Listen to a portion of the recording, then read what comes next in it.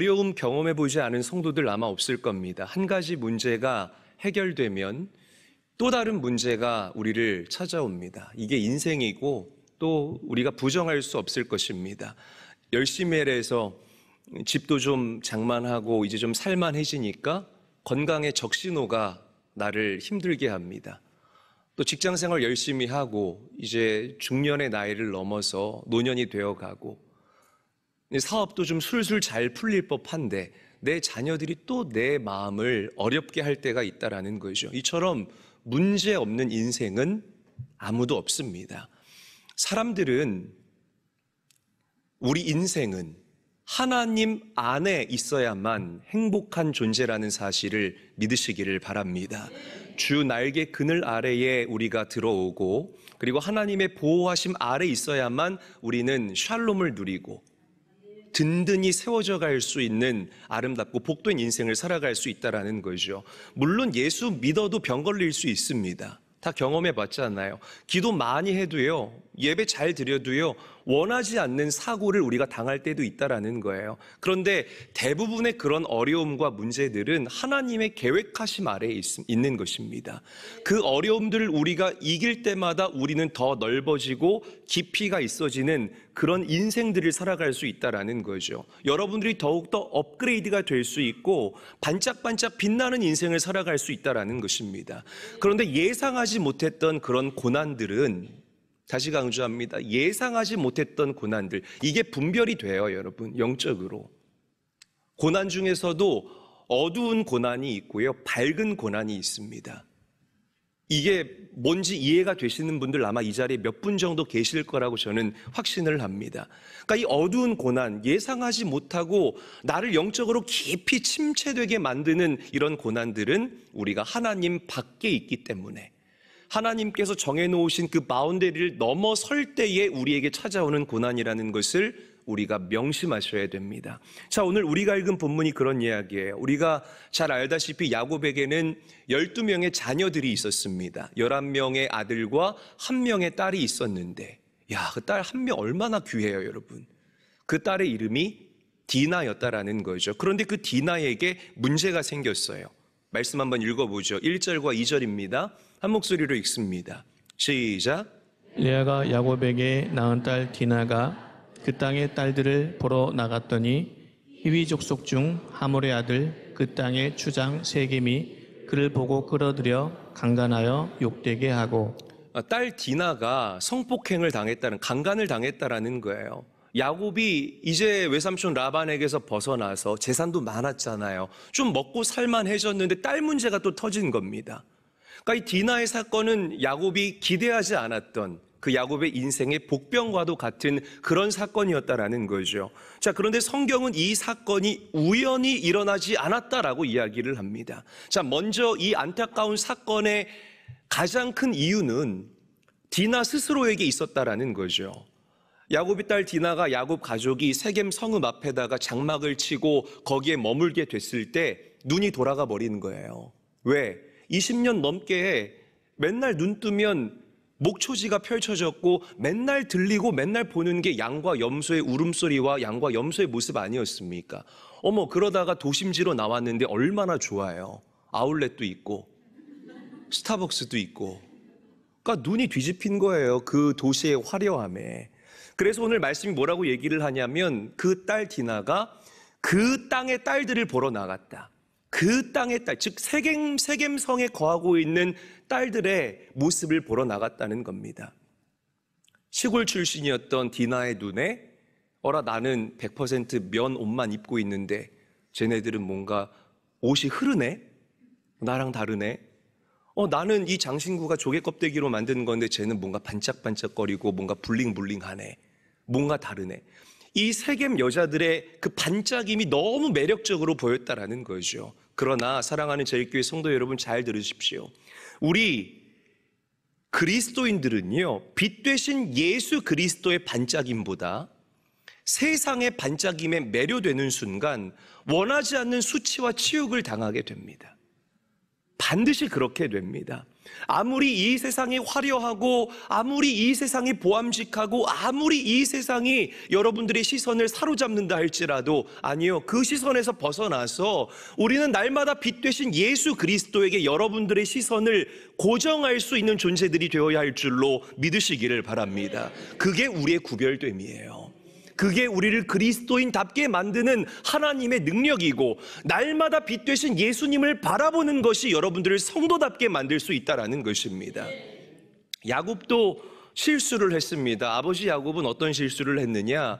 하나님과 약속했거든요. 하나님, 제가 이 하란을 떠나서 곧장 베델로 가겠습니다. 거기서 예배단을 쌓고 하나님을 온전히 예배하는 참된 예배자가 되겠습니다. 이게 야곱의 약속이었습니다. 그런데 야곱은 본인이 선언한 대로 베델로 곧장 가지 않고 세겜에 머물렀다라는 거예요. 여러분, 세겜은 경계지역입니다. 이 가나안의 경계지역이에요. 저를 한번 따라합니다. 경계지역. 다시 한번 따라하죠. 경계지역. 이 경계지역이라는 키워드에 여러분들이 주목을 해야 된다는 거죠. 여러분들의 삶 가운데는 늘 이렇게 모호함을 던져주는 경계지역이 존재합니다. 그 경계지역에 머무는 것이 가장 어리석은 성도의 모습과 태도와 자세라는 거예요. 하나님의 생각과 내 생각의 경계지역에 머물러 있는 성도들이 있습니다. 믿음과 불신앙의 경계지역에 머물러 있는 성도들이 있다라는 거예요. 교회와 세상의 경계지역에 머물러서 성도도 아니고 그렇다고 안 믿는 사람도 아니고 이렇게 모호한 인생을 살아가는 사람들이 있다라는 겁니다. 인천제일교회 출석은 해요. 매 주일마다 교회에 나와서 예배는 드립니다. 그런데 그렇다고 제일교회 성도도 아니고 주를 위해서 나의 삶을 각출해서 하나님께 나의 삶을 온전하게 드리는 헌신과 수고와 열정이 없는 사람들 얼마나 많이 있습니까? 여러분, 문제는 이런 모호함 가운데 있는 성도들이 가장 위험하다라는 거예요. 할렐루야. 인정하시면 큰 소리로 아멘 합시다. 세상의 이치도 똑같은 겁니다. 야, 제일아, 공부할 거면 하고 안 할 거면 자. 저희 어머니가 저한테 하셨던 말씀 중에 하나예요. 그러니까 모호하게 살지 말라라는 거예요. 세상의 이치도 하려면 확실하게 하는 사람들이 성공하는 법이라는 것입니다. 영적인 생활도 마찬가지라는 거예요. 여러분, 모호하게 살아가지 마시고 하나님의 자녀답게, 빛의 자녀답게, 천국 백성답게 여러분들의 스탠스와 여러분들의 영적 주소를 올바르게 하고 살아갈 수 있는 참 믿음의 사람들이 되셔야 할 줄로 믿으시기를 바랍니다. 세상은요, 언제나 경계지역에 있는 사람들을 유혹합니다. 세상의 달콤함과 여러분들의 말초신경을 자극하는 어떤 그런 짜릿함으로 온전하게 사는 성도들을 유혹하는 것이 아니라 꼭 그 경계지역, 세겜 땅에 머물고 있는 사람들을 유혹한다라는 거죠. 여러분들 어떠십니까? 오늘 말씀을 여러분들 삶 가운데 거울 삼으셔서 여러분들의 실상을 올바로 바라볼 수 있게 되시기를 주님의 이름으로 간절히 축원합니다. 아직도 모호하게 신앙생활하고 있으신 분들이 계신다면, 아직도 이도저도 아닌 그 경계지역에 걸쳐서 애매모호하게 그렇게 예배하고 있는 성도들이 계신다면 빨리 그 경계지역을 벗어나셔서 하나님께서 강력하게 임재하시는 베델로 향할 수 있는 여러분들의 행동과 태도와 자세와 믿음의 결단이 될 수 있기를 주님의 이름으로 간절히 축원합니다. 자, 야곱의 또 다른 문제는 아버지로서의 문제였습니다. 적어도 딸 디나가 세겜 땅으로 간다고 했으면 아빠는 두 가지 중에 하나는 했었어야 돼요. 첫 번째, 못 가게 하거나 두 번째, 같이 가거나. 저 같았으면 그렇게 했겠죠. 못 가, 안 돼. 저 같았으면 그렇게 했을 겁니다. 여러분, 우리 자녀들이요, 사춘기 때는 다 방황합니다. 방황하지 않는 자녀들 없고요, 과도기를 거치지 않은 자녀들 없습니다. 과도기를 거친다는 것이 여러분들의 자녀들이 건강하다는 증거가 된다라는 거죠. 자, 그런데 자녀들이 힘들어할 때 누구의 역할이 중요하냐면 우리 부모님들의 역할이 굉장히 중요하다라는 거예요. 하나님께서는 우리 부모님들에게 영적인 권위를 주셨음을 믿으시기를 바랍니다. 아멘. 큰 소리로 아멘 해보세요. 할렐루야. 그래요. 이 영적 권위를 여러분들의 자녀들이 힘들어할 때 사용하시라는 거예요. 내 자녀들을 위해서 부모가 기도할 때 그 부모의 기도가 자녀들의 삶 가운데 강력한 돌파를 이루어낸다라는 겁니다. 내 자녀들을 위해서 눈물 흘려 기도하는 것, 내 자녀들의 앞길을 위해서 정말 하나님 앞에 온전하게 여러분들의 마음을 쏟아내며 기도하는 것, 여러분들의 자녀들에게 영적인 삶의 무게와 중요성을 가르치고 내가 만난 예수 그리스도를 가르칠 수 있는 그 부모의 역할, 여러분들의 가정에서 반드시 필요한 영적 태도와 자세라는 것입니다. 여러분, 그런데 야곱은 이런 부모의 역할을 못했어요. 그리고 자신의 딸 디나를 방관했습니다. 말씀 읽어볼게요. 5절 말씀 한 목소리로 읽겠습니다. 시작. 야곱이 그 딸 디나를 그가 더럽혔다 함을 들었으나 자기의 아들들이 들에서 목축함으로 그들이 돌아오기까지 잠잠하였고. 자, 뭐 했다고요? 잠잠하였고에 제가 강조를 해놨죠. 여러분, 우리는 이 야곱의 모습에서 아버지의 문제점을 발견할 수가 있습니다. 이 가정이 병드니까요, 이제 저희 젊은 세대 가운데에서 이 남자들이요, 당신들이 가정에서 뭘 해야 되는지 모르고 살아가는 남자들이 굉장히 많아요. 옛날에 우리 윗세대의 부모님들이 아버지 역할을 제대로 하지 못했기 때문에 그렇습니다. 실제로 그렇습니다, 여러분. 그래서 이게 그대로 계승된 거예요. 남자들이 직장 생활 열심히 하고 밖에서 일 열심히 하고 자기 힘드니까 취미 생활 하나 정도의 굉장한 열심을 내지만 가정에 대해서 무지하고 무관심한 남자들이 굉장히 많습니다. 가정에 문제가 생기면 아내에게 책임을 전가하고, 나는 밖에서 일하니까 힘드니까 나는 쉬어야 되니까 자녀 양육하는 일은 뒷전이고, 이런 사람들을 도망치는 아버지들이라고 우리가 부른다라는 거예요. 야곱이 그런 모습이었다는 겁니다. 우리 사랑하는 남성분들, 그리고 방송을 통해서 이 말씀을 듣는 우리 남성분들, 여러분들은 가정과 자녀의 문제를 끌어안고 하나님 앞에 엎드릴 수 있는 믿음의 가장들이 되시기를 주의 이름으로 간절히 축원합니다. 방치하고 방관하고 도망가는 것이 정답이 아니라는 거예요. 야곱은 베델에서 하나님을 만났습니다. 하나님의 임재를 경험한 사람이었지만 여전히 그 안에는 과거의 쓴뿌리와 연약함이 남아 있었다는 거예요. 여전히 이기적이었고 여전히 우유부단한 모습이 바로 이 야곱의 모습이었다는 것입니다. 여러분, 잘 들으십시오. 구원은 순간적인 변화예요. 무슨 말인지 이해가 되시죠? 내가 예수 그리스도를 믿고 예수를 영접하고 예수를 나의 주로 시인하는 순간 여러분들은 사망에서 생명으로 옮겨지고 어둠에서 빛으로 옮겨지고 종에서 자녀의 신분으로 변화되는 놀라운 특권을 얻게 되는 줄로 믿으시기를 바랍니다. 이게 우리의 구원이에요. 자, 그런데 우리 성품의 변화는 순간적으로 일어나지를 않습니다. 그래서 우리가 이런 소리를 듣는 거예요. 예수 믿는데 왜 그래? 어쩔 수 없어요, 여러분. 우리 성품의 변화는 점진적으로 일어나는 것이라 이 말입니다. 그래서 우리가 하나님의 부르심을 받을 때까지 날마다 그리스도의 한이 없는 분량에 이르도록 훈련받고 말씀과 기도로 우리를 거룩하게 하고 성화, 예수님을 닮아가기 위해서 성령의 도우심을 간구하는 인생을 살아야만 한다라는 거예요. 성품 변해요. 할렐루야. 내 모난 성품 변한다고요, 여러분. 말씀이 여러분들 안에 들어와서 여러분들의 인생을 경작하기 시작하면 반드시 우리의 성품이 변화되는 줄로 믿으시기를 바랍니다.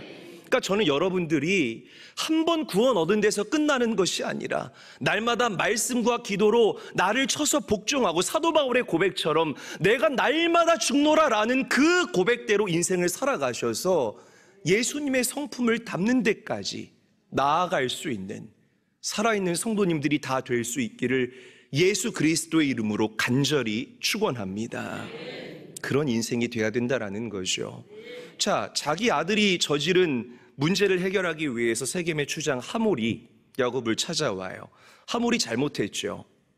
성경 어디를 찾아봐도, 그리고 원어로 영어 성경으로 이 말씀을 읽어봐도 하몰이 야곱에게 사과하는 모습을 찾아볼 수가 없습니다. 그러니까 이런 자세로 나온 거예요. 야, 이미 저질러진 일인데 어떡해? 이미 저질러진 일인데 어떡해? 어쩔 수 없잖아. 네 딸 나한테 줘. 그러면 내가 돈 많이 줄게. 뭘 많이 준다고요? 돈 많이 줄게. 또 이 얘기하다가 또 여기서 울컥하고 올라왔어요, 저는. 아니, 그 귀한 딸을 돈 줄 테니까 자신한테 팔아라라는 거잖아요. 자, 그런데 이 하몰의 제안 뒤에는 핵심이 숨겨져 있었습니다. 자, 우리 창세기 34장 23절 말씀 함께 읽어보도록 하겠습니다. 한 목소리로 읽습니다. 시작. 그러면 그들의 가축과 재산과 그들의 모든 짐승이 우리의 소유가 되지 않겠느냐. 다만 그들의 말대로 하자. 그러면 그들이 우리와 함께 거주하리라. 무슨 말이에요? 일단 야곱의 가족이 되고 그 이후에 야곱의 재산을 다 빼앗자. 이게 바로 하몰과 이 세겜성 그 하몰의 아들들이 가지고 있었던 핵심이었다라는 겁니다. 사랑하는 성도 여러분, 하몰과 세겜은 죄와 어둠을 상징합니다. 다시 강조합니다. 하몰과 세겜은 죄와 어둠을 상징하는 것입니다. 늘 죄와 마귀는 우리에게 이렇게 달콤한 제안으로 유혹을 합니다. 돈 많이 줄게. 돈이면 되잖아. 돈으로 못하는 게 어디 있어. 정말 섭섭지 않게. 아니, 너가 기대했던 것보다 훨씬 더 많은 재산을 너에게 줄게. 그런데 그 세상과 마귀가 던져주는 유혹을 여러분들이 덥석 물게 되면 여러분들의 영적인 세포가 완전히 산산조각 나버리는 거예요. 하나님의 임재가 느껴지지 않고 내 마음은 깊은 상처와 상실감에서 벗어나지를 못하게 되고, 저는 우리 성도님들에게 이런 표현을 쓴 적이 있잖아요. 여러분들의 마음은 젖은 마음입니까? 마른 마음입니까? 마른 마음이 돼야 돼요. 그래야만 하늘에서 성령의 불이 떨어질 때에 내 속이 탈 수가 있습니다. 젖어버린 장작더미 같이 정말 축 처져 있으면 성령의 불이 떨어질 때에 탈 재료가 없게 된다라는 거죠. 저는 여러분들의 마음이요, 세상과 죄를 구별하고 거기서 벗어나는 그런 성도들이 되어서, 마음을 지키는 성도들이 되어서 매 예배 시간마다 성령의 불이 떨어질 때 여러분들이 그 심령이 불타오르게 될 수 있기를 주님의 이름으로 간절히 축원합니다. 여러분, 속으면 안 돼요. 내가 어디에 속해 있는지를 명확하게 알 수 있어야 된다라는 거예요. 제가 젊지만 저는 여러분들에게 권면하고 도전합니다. 신앙생활은 외골수처럼 하는 게 맞아요. 믿으시면 아멘 합시다. 신앙생활은 타협이 있어서는 안 됩니다. 맺고 끊음이 명확해야 되고 정해놓은 선을 명확하게 지키면서 철저하게 신앙생활하는 자들을 하나님께서 기뻐하십니다. 이도 아니고 저도 아니고 닭쥐처럼 여기 붙었다 저기 붙었다 안 된다라는 거예요. 어떤 형편과 어떤 상황에서도 나는 하나님의 자녀이다. 나는 빛의 자녀이다. 이 세상을 살아가지만 나는 천국에 속한 자이다라는 이 정체성과 이 고백이 여러분들에게 명확하셔야 한다라는 것입니다. 할렐루야. 이게 없으면 이 마지막 때에 여러분 잠식당해요. 믿음 때문에 때로는 수치를 당해야 될 때도 있고요. 때로는 좁은 문으로 걸어가야 될 때도 있고 좁은 길로 걸어야 될 때도 있다라는 거예요. 그러나 그 어려움을 기꺼이 감당하는 것, 그럴 때 우리는 구별된 신부로서 아름답게 살아갈 수 있게 되는 것입니다. 자, 이제 야곱의 아들들이 디나의 소식을 듣고 격분합니다. 그리고 복수를 계획합니다. 그래서 한 가지 제안을 해요. 하몰과 이 세겜의 아들들에게 제안을 합니다. 무슨 제안을 하냐면 이런 제안이에요. 야, 너희가 하나님의 언약의 백성이라는 증표가 없는데, 즉 할례를 받지 않았는데 우리가 어떻게 너희한테 내 누이를 줄 수 있느냐. 이걸 왜 오빠들이 허락하고 말고 하는, 저는 그 문화가 이해는 안 되는데 오빠들이 나선 거예요. 절대 줄 수 없다. 그러니까 하나님의 이 언약의 증표인 할례를 너희들도 다 받아라. 할례가 뭐예요? 포경수술이죠, 여러분. 남자의 생식기에 이 표피를 벗겨내는 게 할례예요. 이 믿음의 사람들은, 그 당시 구약의 사람들은 그 생식기의 표피가 벗겨진 것을 보면서 날마다 하나님을 생각하는 겁니다. 아, 나와 하나님은 단순히 약속의 관계가 아니라 약속을 뛰어넘은 언약의 관계이다. 커버넌트의 관계이구나 라는 것을 항상 이 믿음의 사람들이 확인하고 확인했던 그 언약의 증표가 할례였다라는 겁니다. 그런데 이 거룩한 할례를 가지고 이들이 복수의 도구로 삼는다는 거죠. 이게 문제라는 겁니다. 자, 하몰과 세겜의 아들들이 포경수술을 하고, 포경수술하면 아파요? 움직일 수 없어요? 움직일 수 없어요? 모르죠, 우리 여성분들. 알리가 있나? 움직일 수 없어요. 그래서 이 하몰과 세겜성에 있는 모든 사람들이 포경수술을 하고 종이컵 쓰고 아파 이러고 있는데 그 틈을 노려서 복수한 거예요. 다 잡아 죽인 겁니다. 이 할례라는 거룩한 방법을 복수에 사용했다라는 것을 우리가 명심해야 돼요. 우리가 믿는 예수 그리스도는 용서하시는 하나님이심을 믿습니다. 가늠하다가 현장에 잡혀온 여인이 있었는데 사람들이 그 여인을 돌로 쳐서 죽이려고 합니다. 그런데 예수님께서 말씀하시죠.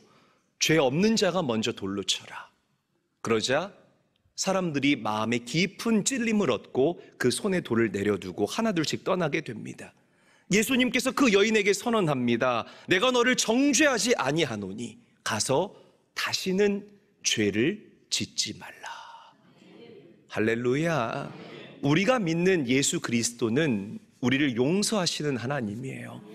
여러분들의 죄가 주홍같이 붉다 할지라도 주님 앞에 그 마음을 쏟아내고 진정으로 회개할 때에 하나님께서는 우리 성도님들의 죄를 용서하신다는 사실을 믿으시기를 바랍니다. 그런 주님께서 바리새인들을 강력하게 책망해요. 바리새인들이 누구입니까? 자타공인, 하나님 잘 믿는다고 자부했던 사람들이 바리새인이었다라는 거죠. 주님께서는 그런 바리새인들을 향해서 화 있을진저라고 그들을 책망하십니다. 화 있을진저라는 이 말의 의미는 오늘 우리가 자주 쓰는 용어로 풀이하자면 저주받을 자들이라는 의미를 가지고 있다라는 거예요. 왜 그들을 주님께서 강하게 책망했을까? 하나님의 이름, 신앙의 이름을 내걸고 그들이 죄를 짓고 사람들을 멸시했기 때문에 주님께서 그들을 책망하시고 정죄하셨다라는 겁니다. 사랑하는 제일교회 성도 여러분, 집사의 이름을 달고 사기치는 행동들 하나님께서 기뻐하시지 않습니다.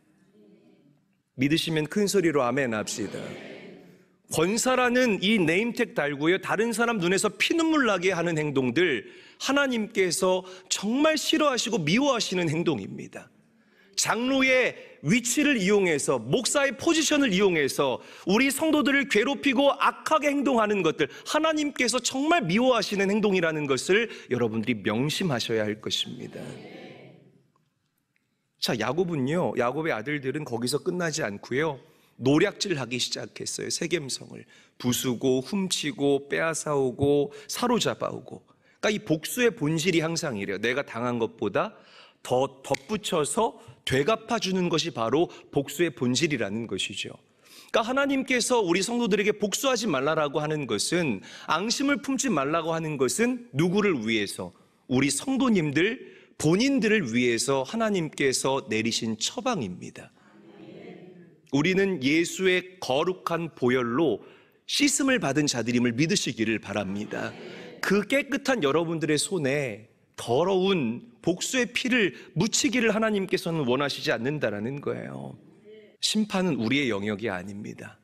하나님의 영역입니다. 여러분 명심하시고, 우리가 해야 될 일은 다만 기도와 간구로 하나님께 아뢰는 것, 선으로 악을 이기는 것, 사랑으로 폭력을 이기는 역설적인 인생을 살아가는 것, 이게 우리 그리스도인들의 능력이라는 진리를 믿고 가슴에 새길 수 있게 되시기를 주님의 이름으로 간절히 축원합니다. 말씀을 정리하죠.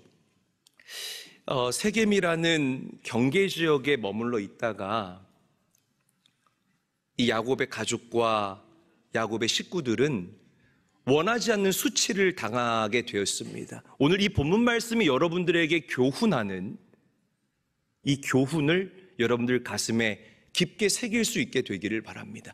아, 내가 아직도 이 신앙생활의 모호함을 벗어나지를 못했구나. 내가 어디에 소속된 것도 아니고 소속되지 아니한 것도 아니고 정말 애매모호하게 그 경계선에서 대롱대롱 매달려서 마귀의 타겟이 되어 살아가고 있었구나. 여러분들의 실상을 올바로 바라볼 수 있게 되기를 바라요. 그리고 과감하게 그 경계선에서 탈출하셔서 하나님의 임재가 가득한 베델로 올라갈 수 있게 되시기를 주 예수의 이름으로 간절히 축원합니다.